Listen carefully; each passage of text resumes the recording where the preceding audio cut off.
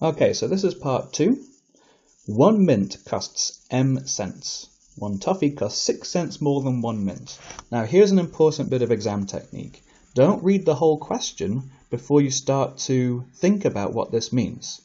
So before I read on, straight away what I want to do is say, okay, well 1 toffee, that is the price of a mint plus 6. The cost of 3 mints and 7 toffees is 182 cents. Now again, I want to stop and I want to think about what this means. It means 3m, the cost of 3 mints, plus 7 times the cost of a toffee. Now, this is very important. This next bit needs to go in brackets. M plus 6. Because I need to do 7 times all of this. And brackets say all of this. That's when we choose to use brackets. And we know that equals 182 cents. So it's asked me to write an equation in terms of m, but if I've been thinking about what all this means, I've already done that bit. And now I have to solve my equation. So this is very simple. I have 3m plus 7 brackets m plus 6 equals 182. And like all equation solving, I can't really continue until I've multiplied out my brackets. So I'm going to expand this.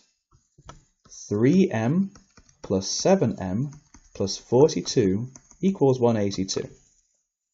I want to collect my terms with my numbers on one side and my x's on the other. So I'm going to keep my 3m plus 7n, 10m, and I'm going to move my 42 over to the other side. It becomes minus 42, and that's going to give me 182 minus 42, which simplifies to 140. And now it's a case of dividing both sides by 10 and getting m equals 14 cents. And that's write an equation in terms of m. I did that as I read the question, and then solving it down here gives us m equals 14. Now, an equilateral triangle is one where all the lengths of all the sides are the same. Oh, let's get my pen back, there we go. So a little sketch over here might be helpful. There's my equilateral triangle, and each of its sides has a length of 2x. Like so.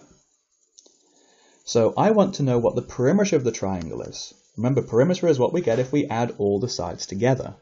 So 2x plus 2x plus 2x, that's the perimeter of the triangle. I've done that. And in its simplest form, we will collect those terms, getting 6x. And there's my answer. Let's look at the next part of the question. A square has a perimeter of 20a. Once again, a little sketch is helpful. A perimeter of 20a means this, this, this, and this all add together to give 20a. And I want to write down an expression for the length of one side of the square. Now, given that all of these are the same, if I take my 20a, oh, it's misbehaving, if I take my 20a and divide by 4, that'll give me the length of one side. And 20a divided by 4 is 5a. So there's my answer. Next part of the question. The diagram shows a rectangle, and I want an expression for the perimeter of the rectangle. Well, that is all 4 sides added together. We have 2 sides, which are 2y plus 5s, and 2 sides, which are 3y plus 1s. So it's going to be 3y plus 1 for the top, and another 3y plus 1 for the base. 2y plus 5, that should be a plus, 2y plus 5 on the right, and another 2y plus 5 on the left. So that's the expression, but now I need to make it simple. I've got 3y plus 3y plus 2y plus 2y, which comes out as 10y, and then 1 plus 1 plus 5 is 12. So there it is in its simplest form.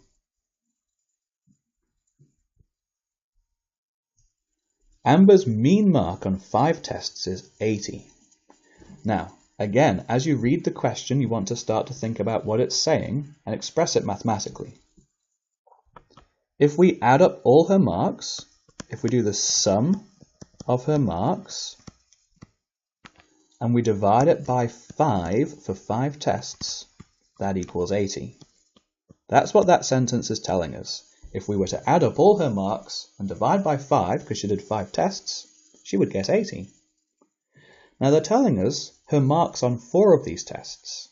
So I can actually make this a little bit better. 68 plus 81 plus 74 plus 89 plus something divided by 5 equals 80. The point of algebra is to be able to manipulate the unknown. But before we can do that, we have to name the unknown. So the mark on that 5th test, I don't know what it is. If I give it a name, then I can use algebra to work it out. We have to name the unknown. And the trickiest questions you see on problem solving will involve having to do this. You must be ready to name the thing you don't know so you can use algebra to work it out. So there's my formula, and I've substituted in. Now I've got a simple calculator job I can do over here. I can work out 68 plus 81 plus 74 plus 89, and I can get myself a tidier expression. So I'm going to do that on my calculator, just to make sure I do it right. 312 plus x over 5 equals 80.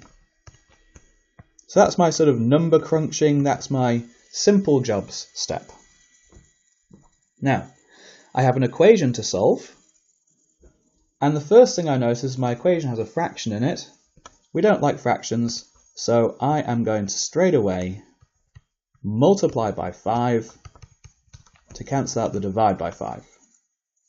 And now that is 312 plus x equals 80 times 5, which is 400. Now it's a very straightforward job. I've got to put my numbers together. It's going over the equals, so I change the sign, and x is going to equal 88. 400 minus 312, that is 88 marks. Once again, if they start talking about the mean mark, then I have to write down a formula for the mean. I have to substitute in the information from this question, but very importantly, there's an element I don't know. They haven't named it for me, so I have to do that myself. And then it just becomes a case of whatever jobs are easiest first. Adding together these numbers to get 312 was very straightforward, and then solving the equation using the usual rules, the usual process. Okay, next question. A small box contains n biscuits. A medium box contains 10 more biscuits in the small box. Now remember your good habits.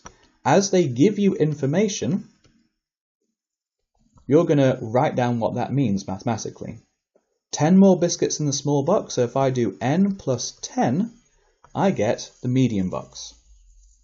And that's all they wanted from me to start this question off.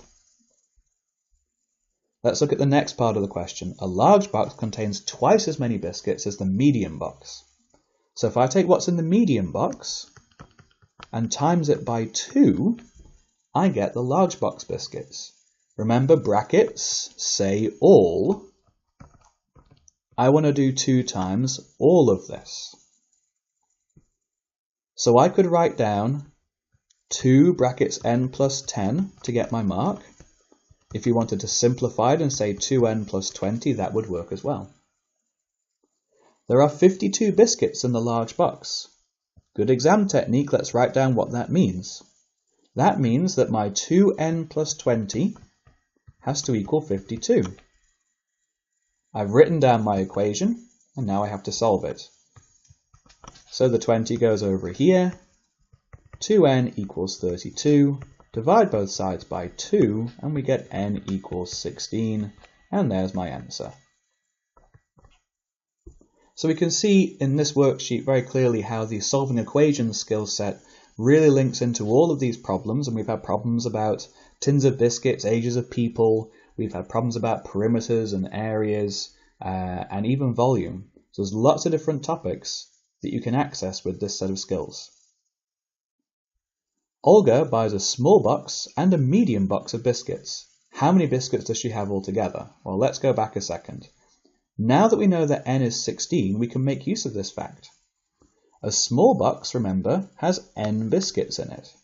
So her small box has 16 biscuits in it because we worked out that n is 16. She also buys a medium box of biscuits, and we worked out for the medium box that that was n plus 10. 16 plus 10 is, of course, 26. So altogether, from her small box, she's got 16 biscuits. From her medium box, she's got 26 biscuits, and that's giving her 42 biscuits altogether.